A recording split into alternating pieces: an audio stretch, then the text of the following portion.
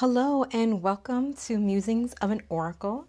Thank you for indulging me as I do this interaction, as I do this concept. I don't know what to call it, but we're doing some kind of divination, oracular interpretation involving Neville Goddard. I'm hoping I'm saying his name right.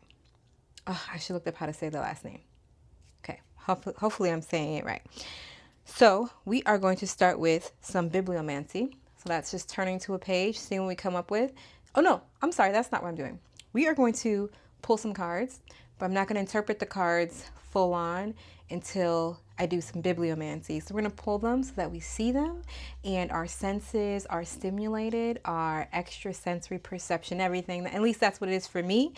And maybe you're going to pull your own cards or use your own tools or do your own tapping in, however it is that you work, because a big part of me even starting this channel is that we all engage in our own oracular activities so we can tap in and tune in to our own inner, higher, pure guidance and discernment. So here we go. All right, let's pull the cards. All right, so divining with a message, for clarification, for guidance involving Neville Goddard's teachings. Here we go.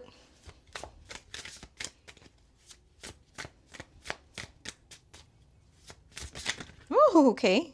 A lot of cards popped. They're like hanging on my arm. Let me feel out who's coming through. This one's coming through. Oh, this one flipped. Are you coming through? Yes. I just don't know. Like this. Okay. And then is this one coming through? No.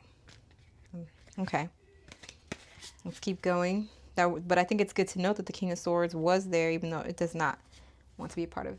Oh, maybe that's just a confirmation. So it's not the message, just a confirmation that Neville Goddard, I feel like, would be a good King of Swords. This might be about inner conflict of the inner being extroverted, if that makes sense. Conflict within ourselves appearing on the outside. I know I said I wasn't going to interpret these cards, but I just want to make sure I put out anything that comes to me. But the King of Swords is going to help guide us to our fulfillment that goes beyond ourselves, helps us to orchestrate the kind of world we want to live in. Which cards am I doing next? These. Okay, next we're going to do this Isis deck here in partnership with the divine. You can't do it on your own, but you're never doing it on your own anyway. Two of these came out. Are we taking both or just the one? We're taking both. Where am I putting them? Oh, we're going to go in here. So we have Temple of Lapis Lazuli. Your soul is make sure you guys can see. Your soul is very ancient and holds the wisdom of star peoples from civilizations with unique high vibrational awareness that can help humanity transition from a culture based in fear to a love-based community. You are here on this planet to be you to the fullest extent possible. Then you will help heal human culture so that the planet may thrive. Yes, I think I said something about building the community that you want to live in, building the world you want to see. I think I said something like, or maybe I just thought it. But I thought I said something about that. And then this one is Chariot of Ascension, Merkaba. A spiritual practice has come or is soon coming to your attention that will help your soul journey. Take your time to develop and practice your chosen spiritual discipline regularly. This will help you grow in power and grace, anchoring the spiritual light within the body of your soul. So if you've been exploring these teachings, I think we're being asked to really hunker down on that, really hone in on our own way of expressing that teaching. Because how one person does it and it worked for them may not work for you. It may not have even felt right for you, which is probably the first sign that it may not work for you, because your unique spiritual expression, your unique God expression is what really wants to shine through on this earth and is what's really going to call in all of these things, right? This abundant way of living that involves everyone.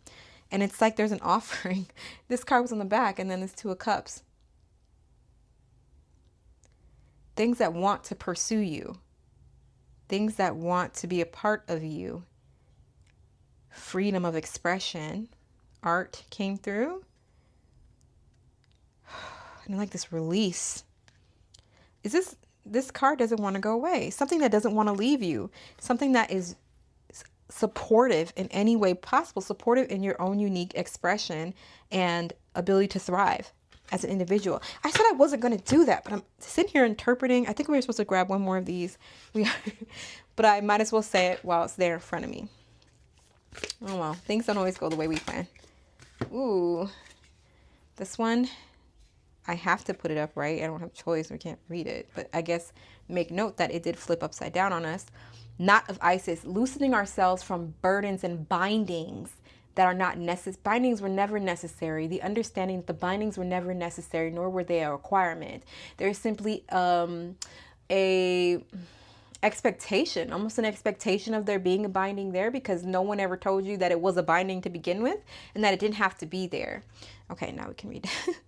Oh wait, there's something else. Burdens, limitations. Part of your spiritual destiny involves a special relationship with the goddess. This means that not only do you have the important spiritual task of helping her thrive in this world, but you are afforded her power, protection, and abundance too. You are now deepening your connection to the goddess. You're deepening your connection with Source, probably the feminine aspect of Source, the magical one, because the goddess they're mentioning here is Isis. So what expression of Source might Isis represent? That's a question for you to answer, actually. I'm going to answer what I believe, in case you don't have a personal understanding around the energies of Isis, or maybe you haven't cared to explore that, and that's fine as well. But magic, she represents magic to me. Endless possibility, reaching for things that were previously thought impossible, but are really just common day. And it's done through a feminine energy of receptivity and nurture. Ooh, mother's coming through really strong, mothering energy. Because Isis is a bit of a warrior to me, energetically speaking, and it's the mother in her, I believe, makes her that way. Here we go. Got another deck here. I'm going to pull some animals.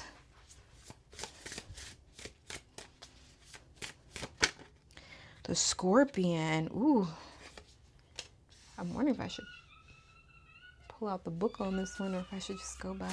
Well, that's obviously, I shouldn't say obviously. If you're in astrology, that can represent death and rebirth. So I want to say ego death, but I don't know if the ego ever completely goes away. Because what I understand is that it helps to navigate the physical realm to begin with, from what I believe. So I think the ego death means the form of the ego, that the form the ego took previously, dying and being reborn in a light that is more in service to the higher aspect of you that's coming through. Because the ego is a tool to be utilized rather than you being utilized by the ego. You know what I mean? I think that's how it starts. When you're asleep, it's because you haven't put yourself on the throne. You haven't remembered that you're on the throne. So the ego is running amok, right? Doing what it can to keep you going. And then you realize as you're awakening how painful it is to live in that way. The illusions that the ego buys into, realizing that the illusions the ego has created and the rules that the ego lives through are problematic. Problematic for the new you, not the new you, the you that has been waiting for you to remember it was you, if that makes sense, to reemerge. And it's done through challenge, pressure, stress, expectations, lower feelings that are meant to awaken you to other states of being, like jealousy. That's what I'm getting. Jealousy. I'm not saying you're jealous, but the envy, what it told you, what it taught you, the self-harm that the envy actually did to you. Okay, moving on. That might be that inner conflict that we talked about earlier.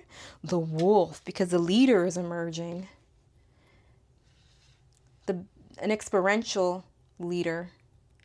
That's what makes it the wolf. That's what makes it the leader. You know what I'm saying? That it's lived that experience and it was reborn through the fire. Because I see this wolf coming through the fire. It's no longer distracted by the shiny things that aren't even that shiny. It's like you were told something was shiny, so you believed it. And you're like, oh, that's what shine looks like, right? It was mimicking the light, false light. Okay, I'm going to grab one more animal and then we'll get to the bibliomancy. We did a reading before it even happened, but I'm excited. The moth. So, like I was saying, being attracted to shiny things. That's what this card is about in the book.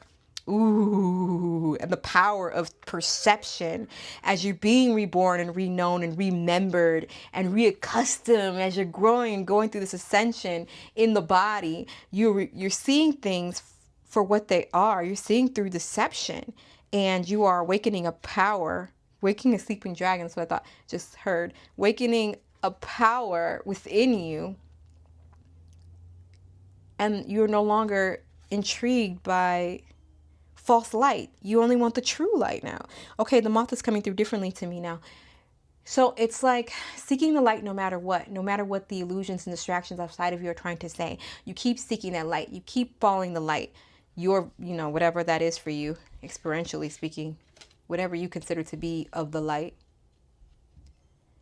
You've played in darkness, you understand darkness, and now your perception is like, this is the way, this is the way, this is the way, this is the way. You know what I mean? You won't be ran over. The dragon doesn't mince words. Its intention is not to hurt your feelings because it's not ego driven, right? Like there's egos that'll say things on purpose to hurt your feelings and to make you feel small and to question yourself. The dragon might hurt your feelings, but that wasn't the intention. The dragon is just speaking truth, and maybe the other person couldn't handle it. I'm saying you, but I'm really thinking of others who are affected by this change in energy in your field. They may feel off put by it, but it's not because you want to make them feel that way. It's that you're tired of hiding. Yeah, that's what I'm getting. You're tired of hiding.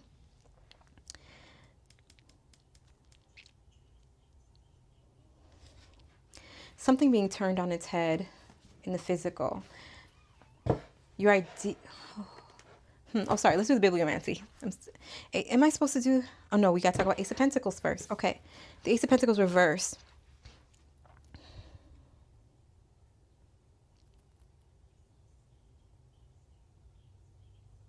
There's something about this soil being healing. Like really need to get your hands in there so that you could appreciate the seed. But it's reversed. Maybe there wasn't an appreciation before. Yes or no? Yes. Okay. So maybe there wasn't an appreciation before. And it wasn't to say that you were ungrateful. It's just that the perception didn't allow for the appreciation. You know what I mean? There wasn't bandwidth for it. But now there is. And there's a restructuring taking place for what you value materially and physically, and how you approach the things that you value and why you value them. All right, let's do this bibliomancy. So for me, this is just flipping the pages and then stopping where I feel like it. So I'm going to preeminently just go like this to know where I'm expected to. Okay, here, because sometimes I overthink this. Let me breathe. So I don't, okay? Let's breathe together.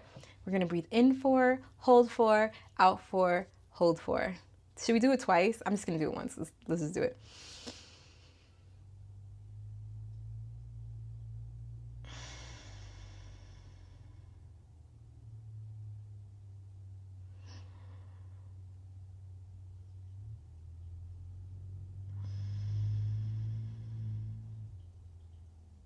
Okay, I did it twice. That felt good.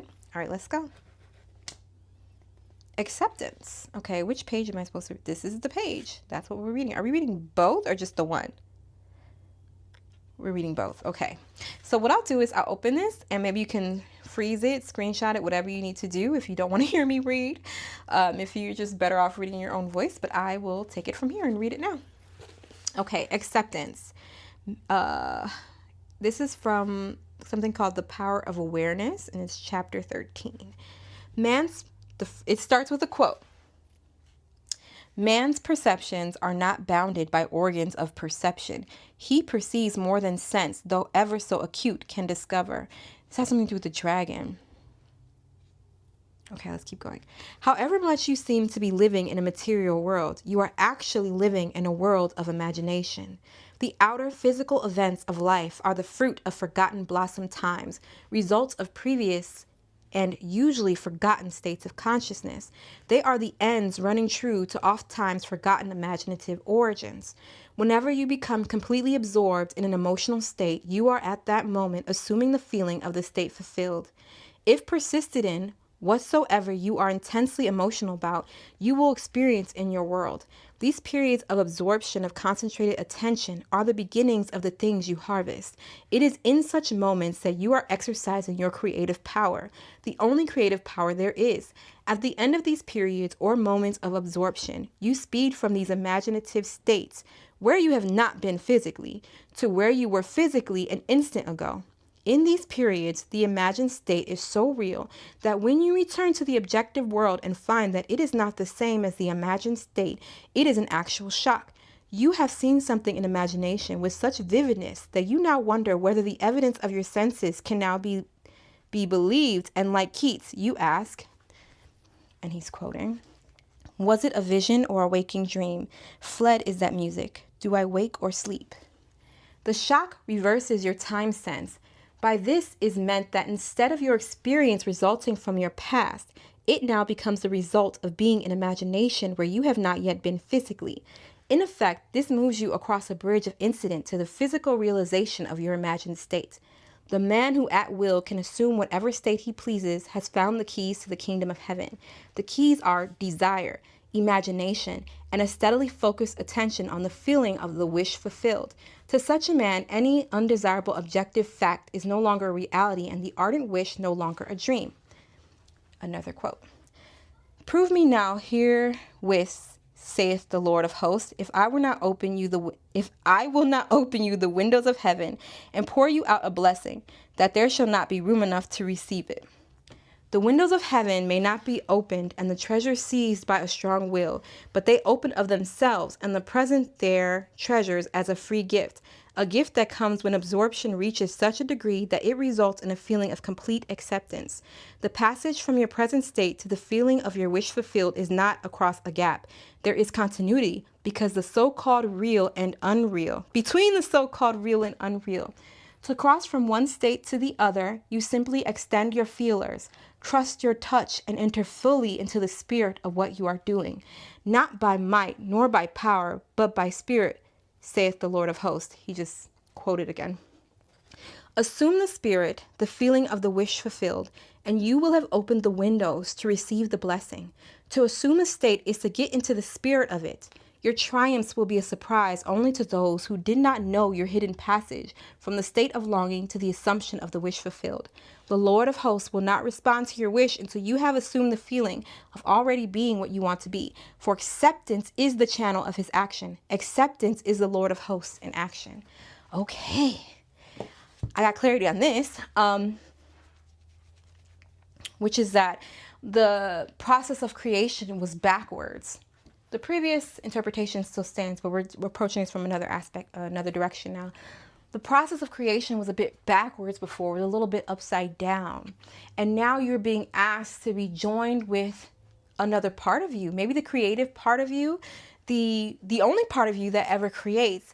There is a unity taking place, the you, the identity, and the you that goes beyond identity, coming together and forming a loving partnership that can be physically felt and experienced. It no longer has to be just thought about or spoken about in this poetic, abstract way. This is a physical experience that you can now have.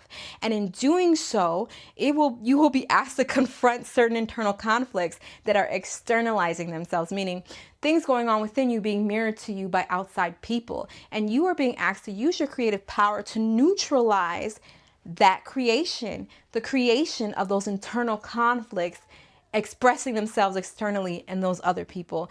And how do you neutralize this? By the power of imagination. That's the message that's coming through. By retelling the story, by removing the power behind the story.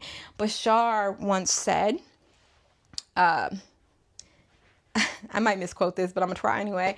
One of the greatest gifts the Creator has given you is that life is meaningless except for the meaning you give it. So what allows these external conflicts to hold the power and the sway that they do over you, whereby you turn away from your internal world from which the power and well of creation resides? It is the belief in their power, the belief in their disruption, the belief in their negative agendas, and so on. And so that is what you're being welcomed into, a passage of rebirth, which is challenging because of the ego not wanting to die. It doesn't completely die, but it's like a death and a rebirth. dying to the old way of living and being reborn in service to the aspect of you that is always true. Okay. All right. Now, what am I supposed to do now? Are we done here? Okay, let me see. Something about the stinger. My attention is being brought to the stinger here. Cause no harm. Cause no harm. Yeah, I think you're being asked to acknowledge and be aware of the part of you that may want to think poorly on another. So I'm not saying you actually physically out and harm anybody, but there is creative power in thinking poorly on another. Now, we're all responsible for our own experience and our own states of being, but if we don't believe that, or if we're constantly in certain energies, we are kind of like being tossed about, right? And others help us. Others help us. If a person walks in light, has chosen that path through their own trials and so on, which makes it much more powerful choice, an experiential leader, and they see us in a different light than we see ourselves, a better light than we see ourselves, that helps us to align to that light as well. But if a person is not walking the light, they're confused and they're sleepwalking, and we walk in the light. I apologize. We were interrupted by nothing. I thought I heard someone call me, and they did not. So I ran down the stairs. Anyway, resuming my thought. You are being called, right? You're being called. Consider this your calling card. And I'll briefly just wrap this up. But what I'm trying to say is, just like that person walking the light can affect us, so can that other person if we also reside in that field of experience. So if we're being envious of someone, just as an example, I'm a little out of breath from running. If we're being envious of someone and that someone thinks poorly of us, does think we are beneath them, we are agreeing. There's an agreement taking place. And so we have our own creative power saying, I'm lesser, so I'm jealous, whatever. And then their power is lending help. But it is powerless if we don't agree, right? So why is that coming up? Oh, because I was being asked to look at the stinger. You are being asked to be careful about the thoughts that you have about other people. Because then you're signing yourself up for certain agreements that will reflect upon you as well. And it's not helpful, right? It's not helpful. We want to be a leader that assists in the world that we want to see come to fruition here. That's already coming to fruition. Hence why you're here. You yourself are a gift to this world. But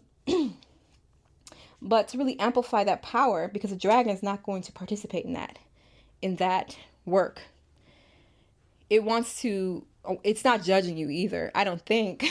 I heard someone once say that they're judging, but anyway, wants to see you come into your power, and your power is just like immovable center, this throne from which you can never be dethroned. It just isn't possible, and you know this now. But if you question it and you doubt it, there's some teeter-tottering going on, right?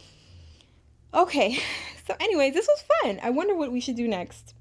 Well, anyways, I'll see you next time if you care to join me, my oracular friends. Bye-bye.